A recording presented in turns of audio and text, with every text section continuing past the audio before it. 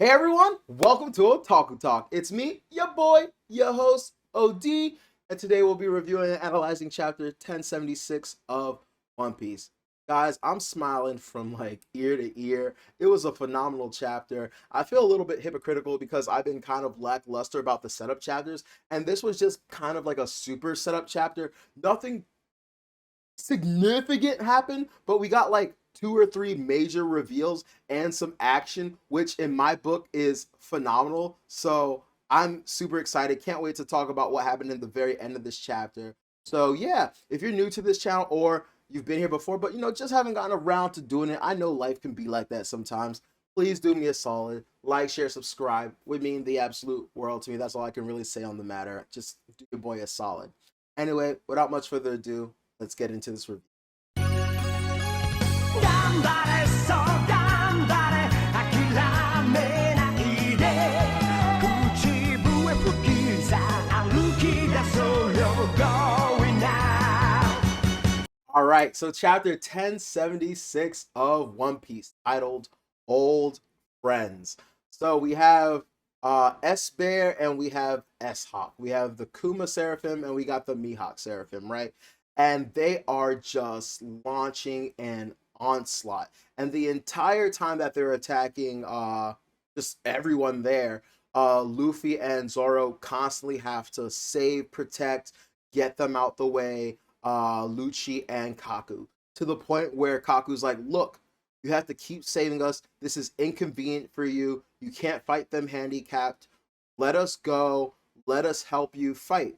And Zoro's like, don't believe them. There's no way that like after we uncuff them and let them free, they're gonna go back to being handcuffed, right? And so Luffy does what Luffy does best, and he says, "Hey, are you gonna betray us? Are you gonna go back to being handcuffed?" And Lucci's like, "Yes, of course we will." And like Zoro's like, "Of course they're gonna," and say that they wanna be free. He's like, "There's no world in which I can see." And I think a bunch of people are gonna make this into like an observation hockey thing. I don't think it's an observation hockey thing. I just think he's saying I just don't see any future in where they just willingly go back. All right, well, we defeated the threats. You can lock us back up now. No, they have way too much pride and fighting ability for that. Not saying that they can beat Luffy and Zoro, but I think that they're powerful and fast enough to like get out of Dodge, right, and run away. Oh, just real quick, I just wanted to say there's one part in this chapter where Luffy's like, hey, when you realize you can't beat me, which by the way,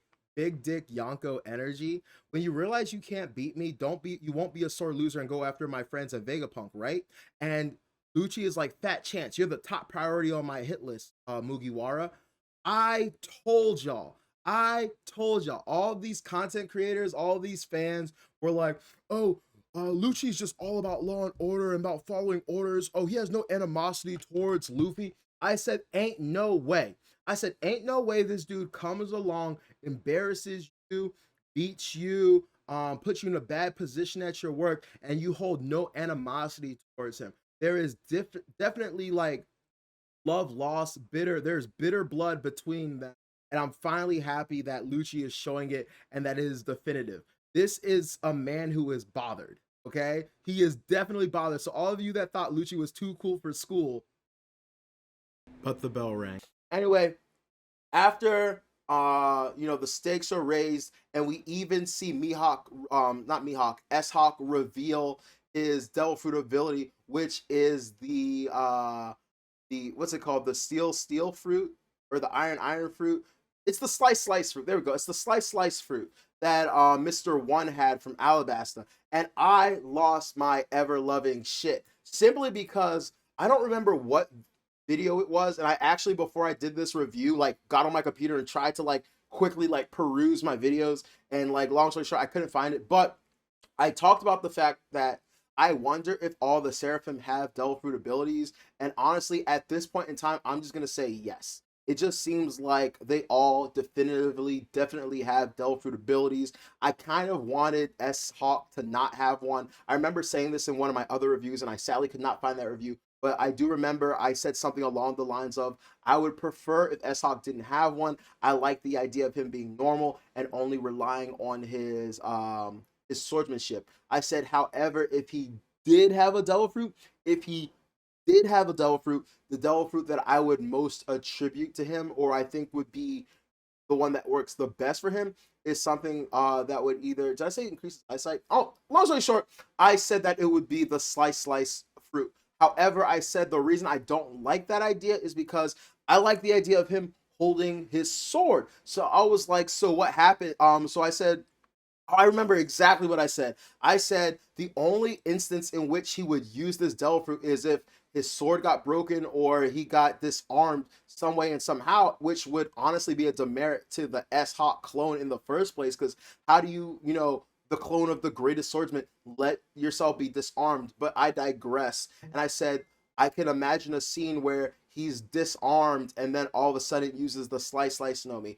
Unfortunately, things didn't quite go how I anticipated, as I theorized, but I was more or less right about the fact that if he does have a devil fruit, which he does, or devil fruit ability, I should say, it was the slice fruit. So that was really awesome. That was a callback, and I can't wait to see how this Mihawk clone, this S-Hawk Seraphim, utilizes the slice fruit in a way that Mr. One never did. Also, something I noticed, I don't know if this was supposed to be something that we read into, but after using this devil fruit, we see his arm where the green blood is shown. I mean, I'm pretty sure it's circling throughout his body, but we only get to see it through the arm part, and we see glub glub. And part of me feels like, when you, I'm showing my age here, but do you guys remember those giant water bottle things you could put, those giant water jugs you would put on top of water dispensers, and then as you got water and like air was like released, or air got into the bottle, like you would hear the thing go blop blop blop blop. So part of me is wondering, is there a finite amount of times they can use their devil fruit abilities or something like that? Can they burn through the fuel source that is green blood? Is that what the blub blub is symbolizing, or was it just for added effect? So I'm very, very curious about that. Anyway, Lucci and Luffy combine attacks together and attack Kuma, and Zoro and Kaku Zoro and Kaku combine their attacks together and attack Mihawk, and both pairs' attacks land. One thing I was super interested in was a lot of people have been doing videos and releasing theories and statements essentially saying that Gear 4 was going to become basically the Super Saiyan 3 of One Piece, where we're never going to see Super Saiyan 3 again, or if we do, it's going to be very rarely, because basically he has a way better form that does anything that like Gear 4 could have done, but better, right? And quote unquote has better, what's the word? Fallback. So I'm backlash, if you will. And I'm just sitting here thinking like, why is he using Gear 4 right now? Part of me is like, does he want to show Lucci that there was another new form that he has besides Gear 5? Is it because he wants to conserve his energy? Because you do have to remember the fact that there was that scene last chapter where like Luffy's like, I'm super tired, I was running around everywhere. And so maybe it's just the fact that Gear 5 affects and tires him out in a way that like we just don't quite understand yet. And losing hockey for however long the time limit, I totally forgot, is way better in comparison to the whatever it is Luffy experiences once he uses Gear 5. Also, once again, I'm not sure if him turning old is a ramification of him using Gear 5 or using gigantification in Gear 5. There is a very, very definite like discrepancy difference in those things, right? And I think every time we've seen him go old was because he gigantified, and there's some kind of correlation between that. And also we know like, I wonder if there's a correlation between the fact that in Gear 3 he would become a child and now in Gear 5 he becomes old. So I don't know, something to think about, right? But yeah, he uses Gear 4, which is a form that I did not think we were going to see again for quite some time. So very curious about that. Anyway, long story short, they land their attacks on both the respective Seraphim, and the Seraphim directly took those attacks. Now, are the Seraphim out for the count? I highly doubt it. These have been touted as the strongest beings in the world right now. They're modeled after the Shichibukai, and these are really, really powerful Shichibukai. So I wouldn't be surprised if it's one of two things. One, they're defeated, but only for a little bit, and they're going to recover quickly. Or it's just one of those things where, okay, they got a good hit in, but now the Seraphim are going to get up, dust off the shoulders, and be like, all right, cool, let's fight for real now. Now we get to a part of the chapter that I've been talking about in my videos, like almost every other or every video, and I have been stuck on this forever. And I've been asking, where are the CP0, like the CP agents that went missing, right? So originally, when we first got on, not when we first got on Egghead, but when Lucci and Kaku and CP0 first got on Egghead, they were talking to Lilith, or I guess all the Vegapunks, and they were like, something sketchy's going on. None of the CP agents that we've sent to Egghead on the over the last couple months have returned. Do you know anything about that? And initially, I kind of just was super sus of Lilith, like everyone else. Obvious choice, just like how originally everyone was like, she's the traitor. Originally, I was like, oh, she's definitely behind the disappearance of the CP members. And another thing that like reinforced that belief for me was the fact that, she literally did the same thing that we find out happened to the CP agents here. Was the sea monsters were capturing them and bringing them to the island. And I kind of thought that, Lilith was the one monitoring them, because she was out and about trying to capture ships, to steal them for their resources in order to utilize it for more funding for the research. So I was like, okay, Lilith is definitely like behind this, and her whole like, how dare you accuse me of that? I have half a mind to like attack you guys now, blah blah blah bullshit type. I thought was just her projecting and just trying to be like, like act indignant over something she actually did. However, it's not the case. It looks and appears as though there has been someone living on Egghead Island that's not only been snitching on Vegapunk and letting the world government know that, hey, he's finding out about the ancient kingdom, hey, he's doing this, that, and the other, hey, he's in contact with these people, but for whatever reason, even though they're working with the world government and snitching, they're also capturing CP agents, and I have no clue why they would be doing that in the first place. It's super confusing, and I am very curious as to the motivation of whoever this is. It's obviously not Vegapunk. He's there captured as well, and so it brings me to a couple theories. First of all, I'm mad Tekken beat me to this because I did want to talk about this.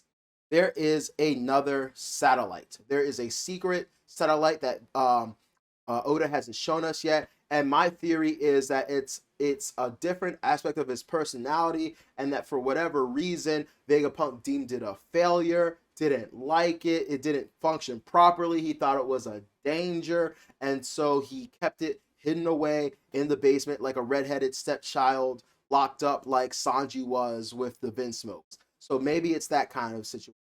Another potential deal is it's one of the other Seraphim. We've only seen, I think, 4 of the Seraphim on this island.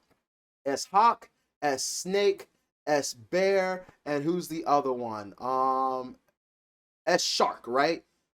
We haven't seen the Gecko Moria Seraphim. We haven't seen the Crocodile Seraphim, and we haven't seen the Doflamingo Seraphim. And it is my belief that out of all of them, the most evil and most likely to like be up to no good, be trying to be conniving and secretive and exploitative and using behind the scenes pulling the strings would be the Doflamingo Seraphim. We saw earlier on in the Egghead arc when we talked about the sea beast that, no matter what, if you use biological things as their core, you can't take away their personality, you can't change who they are intrinsically, and so that they're going to rebel, which is why, the sea monsters weren't following Lilith's orders and were doing things on their own accord. Maybe that's what's happening with the Seraphim. Because where are the rest of these Seraphim?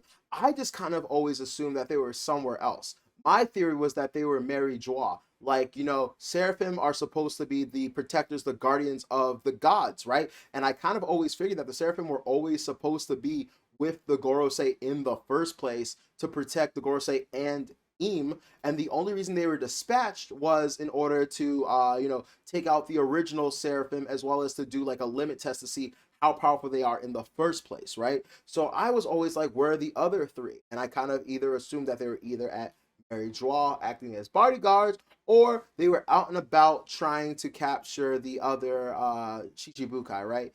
So yeah, could be a Seraphim, but I just don't know why that wouldn't have been a possibility or something brought up by Vegapunk or Shaka. So there's that.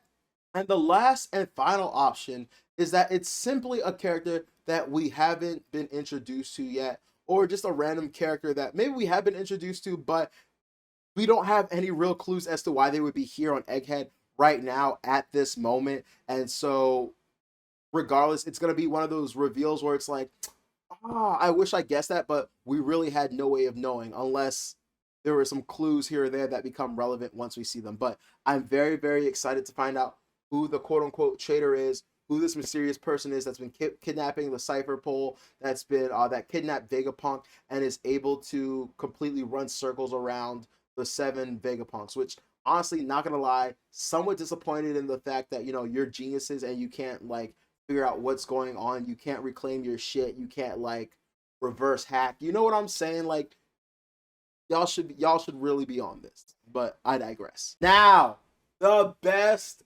part of the chapter. We're in a bar at a certain island and we see the homie Shanks. And it's completely reminiscent of the first chapter where Shanks is drinking in a bar over at Luffy's island, and Luffy's like, I want to join, and Shanks like, no, I can't have a crazy kid like you on the island. But I was super confused because, not super confused, but I noticed he was drinking out of a giant sake cup, right? And at first I was like, why is he drinking out of a giant sake cup? But I was like, you know what? Whatever. Shanks is that dude. If he wants to drink out of a giant sake cup, he can, because he's that dude. I drink out of a giant stein. Like, I don't know why, but like I drink all my beverages out this giant stein for like the last like 5-10 years. One day I drank out of a stein. I was like, hey, I like doing this. Bought my own stein, and that's what I did every day. So I thought, hey, if Shanks wants to ball out, Shanks can ball out. But and I also know that like when he was like drinking with Whitebeard and stuff, Whitebeard had that giant sake cup, but Whitebeard had it because he was a giant himself. So I just thought, it was one of those things where even though Shanks is small in stature, his like who he is in the world is so grandiose that yeah, having a giant sake cup shows that like yeah, he can drink all this wine or whatever, but it's whatever because he's Shanks. But no, that wasn't the case, because as you look around, you notice that like a lot of the fruits you see, like there's some grapes and they're giant. And so long story short, we find out that Shanks is on Elbaf. And so earlier, while we're piecing all that together, we find out that there's some rowdy pirates, some ruffians on the island, and Shanks is like, all right, we're gonna go deal with them. Also, real quick, can we just talk about this? Can we talk about this really quickly? Because it is very clear this positioning is a little bit intentional, in my opinion. This was Oda's way of visually depicting big dick energy appropriately without, getting himself in trouble. Now we find out that those pirates that he's going out to deal with are the what's it called? The Kid Pirates, right? So this is amazing. It's it's the Kid Pirates versus the Shanks Pirates part 2. But honestly, Jesus Christ, I feel bad for all you Kid fans because he takes another L this chapter. Just when you think he couldn't get any lower, we find out that he didn't even lose his arm to Shanks. Bro, are you kidding me right now? Are you kidding me? It's like, can you imagine like playing like, I don't know, against like the Warriors, and they didn't, and you lost, and they didn't even have Curry, or like the Bulls back in the day, and you lost and they didn't have Jordan. Like it's that kind of thing, right? Where it's like, wait a minute. Are you kidding me right now, kid? You want to be a Yonko? You're talking all this hot shit about being a Yonko, and you go up against the red hair pirates, and you lose, and not only do you lose an arm, and not only do you lose an arm, you lose an arm to fodder, bro.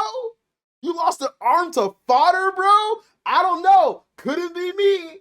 Couldn't be me. So I'm being harsh. I feel really bad. I know that there are people that really, really like Kid, and honestly, I think Kid's a cool character too. I really wanted to like him. I thought he was going to be the antithesis to like Luffy almost. I know that's Blackbeard, but like I thought both Blackbeard and Kid were just different versions of Luffy, and like Blackbeard was just like the evil, like whatever by any means, blah blah blah, has the bad taste, and then Kid was exactly like Luffy, but Kid isn't loved by fate like Luffy is, right? I thought Kid was exactly Luffy, just without all of the luck and charisma, and so like I don't know, dude. That really just sucks that like these dudes can't even get to Shanks. They can't even get to Shanks. That is crazy to me. And I would like to believe that, one of the commanders did it, but like it doesn't seem implied that it was one of the commanders either. So I don't know, that's really embarrassing. But then once again, this was a really, really long time ago. This is just when they got to Paradise. So this is like if you think about it, like Luffy, what pre time skip when he learns all that hockey and stuff. So it's reasonable, but still, damn, that yeah, that sucks. Um, but yeah, long story short, Shanks basically tells who is it, Rockstar, to relay this message to Kid, and that's basically, hey, give us whatever lodestar poneglyph you have or rubbings and get the out of Dodge, or I'm just gonna take it and you're gonna have to forfeit your life. And Kid's over here trying to act big, act cocky, and he's like, that's only if I lose. But I'm like, bro, there's no world in which you win. There's no world in which you win. Look, like, listen up. Look, it took a whole war to fight the Beast Pirates, right? And let's just say, maybe Shanks's crew isn't that big. And by the way, this isn't just Shanks's crew. This is Shanks's like fleet. So these are like affiliated pirates with him. This isn't just the red hair pirates, or at least that's my understanding, right? It's not just the red hair pirates. It's them and like all their affiliates. So not only do you not have the support of like an alliance with like Luffy and Law like you did, and then you have all the samurai and the ninjas like you did, and just all the citizens of Wano. No, it's just you and your small ass crew of like how many members, right? And it better not be more people than we saw at Wano, because why wouldn't you have the rest of your crew there? Like Kid's crew, I honestly I feel like I've only ever really seen like 6 of them, dude. I've seen the one that looks like Sting, the Heat, what's his name? Sting, Heat Wave, those two, and then like Killer, and then Kid, and maybe like one other. So like I don't know how you're planning on doing this by yourself. Also, you couldn't even take out a Yonko by yourself. Luffy took on Kaido by himself. I know after some team ups, but to be fair, Luffy had to fight his way there, so it kind of cancels out. Not really, but yeah, there's nuance and stuff to that, right? But you had to fight one of the Yonko with Law, right? Right now, you don't have anyone of your caliber. The only person remotely as strong as you is Killer, and he's not going to be able to help you team up, and you're not going to be able to 2v1 Shanks, because Shanks got his commanders with him, and also Shanks, out of all the Yonko, his commanders are the closest in level to him. So like a lot of Yonko, like Big Mom pirates and the Beast pirates, their power comes from their numbers. Shanks is a little bit different. He doesn't quite have numbers. It's more quality over quantity for him. So just like, bro, just like beg, grieve, like grovel, do whatever you need to do, because this ain't it. This ain't it. Because I already thought you were gonna struggle with the Giants, but like now you have to deal with the Giants and Shanks. Yeah, it's not happening. Also, speaking of Giants, can we get a shout out to the homies Dory and Bragi? I'm so happy. I am so happy to see them back. I'm super excited to see them back. I can't wait till we get story of how they got back, how they settled their beef. Are they going to be joining up with the red hair pirates? Are they going to be staying on Elbaf? Are they going to be linking up with the new giants? Are the new giants going to tell them about Luffy? Are they going to tell the new giants, oh, we know Luffy, we met him on Little Garden? I can't wait for that whole interaction. It's going to be awesome. Also, I want to know the true power of Dorian Broggy, because if you remember, Dorian Broggy never beefed with the Straw Hats. They pretty much immediately like got along with them, and they also were the first ones in the story to display like Ryu Haki to us. So we know that they're pretty big deals, that they're pretty strong, right? So I'm super curious if they're gonna get in on this fight, as well as get in on this fight, but also like the end goal, the end game war, right? So I am just ecstatic. I am happy. What a time to be alive. What a time to be a One Piece fan. This is incredible. We are getting everything we could ever want. I remember back when I first decided to do a One Piece YouTube channel, I thought I was going to do something along a segment called like Where Are They Now? And it was just going to be like, where are people like Dorian Broggy, Jin from the Baratie arc, what's it called, Johnny and Yasaku or whatever, Zoro's friends, like where could they pop, when was the last time we saw them, and what were their dreams, what were their desires, what were their goals, and where could they be now? And so just to see that like finally Dorian Broggy are back at Elbaf where they belong is it's so good to see. Anyway, phenomenal chapter. I'm super ecstatic. Can't wait to find out what happens next chapter. I really hope it's not one of those things where Oda drops so much on us now, and then next chapter we just go somewhere completely. The only way I'm gonna be okay with that is if the next chapter, if it's completely removed from everything that happened this chapter. If one of the things get addressed is what happened to Law and Blackbeard, it would be a great segue because now we have another of the what's it called, next generation against Anko. So that would be a great segue to that. And the other thing I would like to see is what's going on with the revolution. But yeah, man, I'm gonna leave the review here for today. The awesome chapter, super excited, and I'll leave it at that. Thank you guys for tuning in. I really hope you like the review. If there's anything I missed, please let me know. And if there's anything you want to share or discuss in the comments, please comment. I will talk to you. I love talking about One Piece. Odds have you. Okay, then Otaku Talk. I'm your host. Please have a great coming up week. I love getting the chapters out early, so I'm gonna get this review out today. And please make sure to like, share, and subscribe. Peace.